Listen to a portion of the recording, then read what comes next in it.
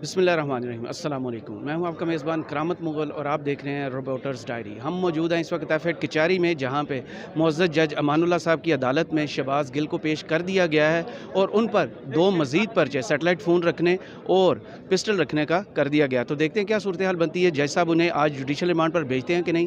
ہمارے ساتھ رہیے اور اپڈیٹس جانتے رہیے۔ دیکھیں ہمیں تو یہی کہا جا رہا ہے کہ شاید اندر جگہ نہیں ہے، اور لیکن جو میں نے اپنے وکلا سے بات کی ہے وہ کہہ رہے ہیں صرف انہوں نے وکلا کو اندر جانے دیا ہے اور کسی کو نہیں جانے دیا ہے۔ حالانکہ میں گواہ ہوں اس کیس میں اور علی امان بھی گواہ ہیں، اور اگر گواہوں کو ہی اندر نہیں جانے دے رہے تو پھر کس کو جانے دینا ہے انہوں نے؟ اور ہم نے خود تشدد کے نشانات دیکھے تھے جب انہوں نے کہا جی پیش کریں جنہوں نے تشدد کے نشانات دیکھے ہیں یا تشدد ہوا ہے۔ سوال یہ اٹھاتے ہیں کہ شہباز گل کے ساتھ مینٹل ٹارچر ہوا، اس کے ساتھ جسمانی تشدد ہوا، جنسی تشدد ہوا، یہ کون سی انویسٹیگیشن ہو رہی ہے؟ یہ کون سا ریمانڈ لیا جا رہا ہے؟ کیا پوری دنیا میں کوئی ایسی مثال ہے؟ ڈکٹیٹرز کے دور میں بھی، جنرل مشرف کے دور میں بھی یہ سب کچھ نہیں ہوا جو آج پاکستان میں یہ امپورٹڈ حکومت کر رہی ہے۔ چینل بند کیے جا رہے ہیں، صحافیوں پہ پرچے دیے جا رہے ہیں، صحافی ملک چھوڑ کے جانے پر مجبور ہیں، چینلز کے NOC کینسل کیے جا رہے ہیں، 4000 خاندان جو ARY سے جڑے تھے ان کا روزگار اس وقت ایٹ رسک ہے۔ تو ہو کیا رہا ہے اس ملک میں؟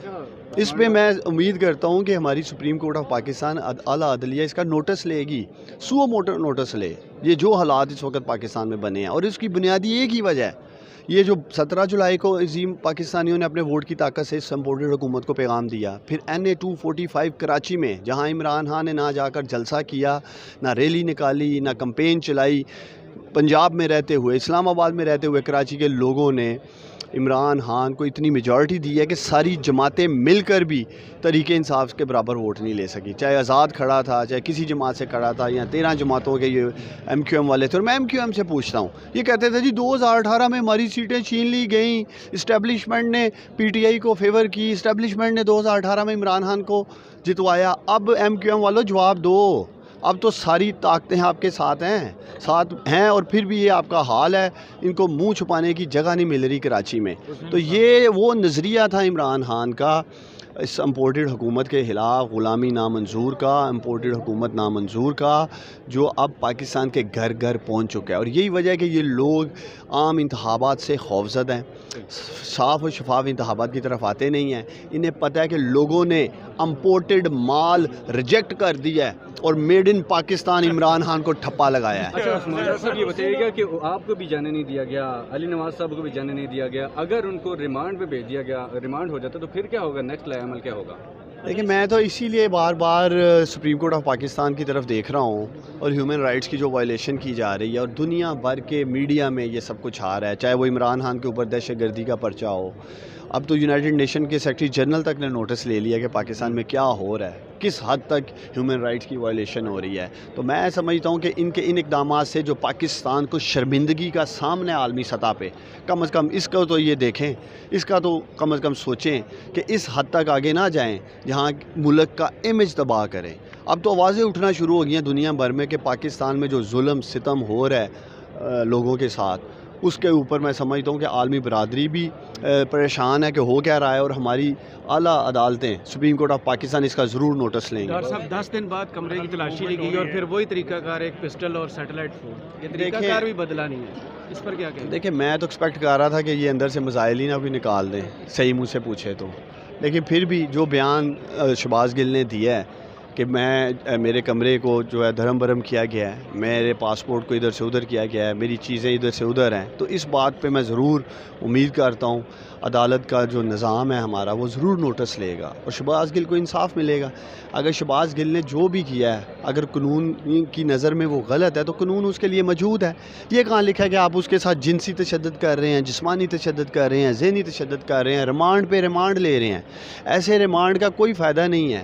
یہ جو کنفیشن لینا چاہتے ہیں اس سے 161 میں، تو اس کا کیا فائدہ ہوگا ایسے مار داڑ کر کے؟ بھی اگر لیا گیا تو پریشر میں لیا جائے گا اور اس کو PTI والے دیکھیں پھر امپورٹڈ گورنمنٹ کے کسی بھی بندے کو، اسی رانا ثناءاللہ کو کرے نا، CIA کے انڈر کرے، اور اس طرح 2 دن اس کے ساتھ جو شہباز گل کے ساتھ ہوا ہے، رانا ثناءاللہ نہ کہہ کے نکلے، لکھ کے ہاتھ پاؤں کے انگوٹھے لگا کے ہاں میں دہشت گرد ہوں، میں دہشت گردی میں انوالو ہوں، اب تب بات کیجیے گا. یہ کیا بات کر رہے ہیں؟ اس طرح معاشرے میں ہوتا ہے کہ سوال جو اسد عمر کے ساتھ انہوں نے کیا FIR میں، ان کا نام بھی دے دیا حالانکہ وہ لاہور میں تھے. شرم سے ڈوب مرنا چاہیے انہیں کہ صرف پکڑ دکڑ کا شوق ہے، انہیں پرچے کاٹنے کا شوق ہے اور اس سے زیادہ کچھ نہیں ہے. بڑھ کے بس لگاتے ہیں. مقصد یہ ہے کہ 27 کلومیٹر میں خوف پھیلایا ہوا ہے. کوئی بھی اگر بولتا ہے، آواز اٹھاتا ہے، اس کے خلاف پرچہ دے دیتے ہیں یا اسے پکڑ لیتے ہیں. یہ وقت بھی گزر جائے گا. میں اس امپورٹڈ حکومت کو یہی کہنا چاہتا ہوں، یہ وقت بھی گزر جائے گا. اس حد تک ظلم کرو، اس حد تک پولیٹیکل وکٹمائزیشن کرو جو کل کو خود برداشت کر سکو. میں پاکستانیوں سے یہ پوچھتا ہوں کہ یہ 27 کلومیٹر پہ ان کی یہ دماغی حالت ہے. اگر ان کے پاس پنجاب ہو، ان کے پاس خیبر پختونخوا ہو، باقی صوبوں میں ان کی حکومت ہو نون لیگ کی، خاص طور پہ جو مائنڈ سیٹ ہے رانا ثناءاللہ جیسے شخص کا، تو یہ کیا کریں پاکستان میں؟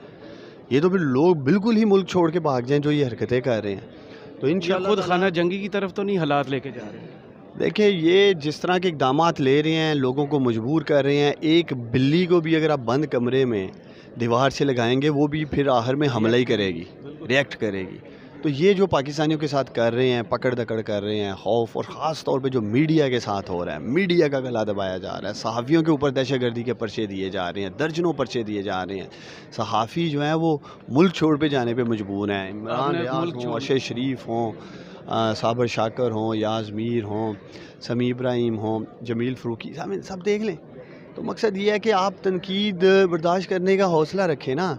اگر کوئی صحافی یا اینکر آپ کی نالائکیوں پہ یا کوتاہیوں پہ نشاندہی کرتا ہے تو اس کا یہ مقصد تو نہیں ہے کہ آپ اسے بند کر دیں، اسے اٹھا لیں، اسے ننگا کریں، ڈنڈے ماریں، تشدد کریں.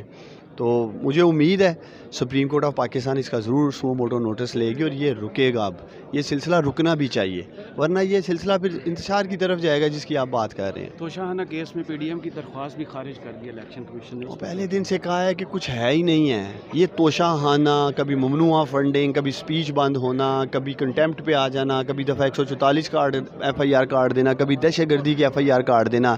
عوامی میدان میں تو لوگوں نے امپورٹڈ مال کو ریجیکٹ کر دیا ہے.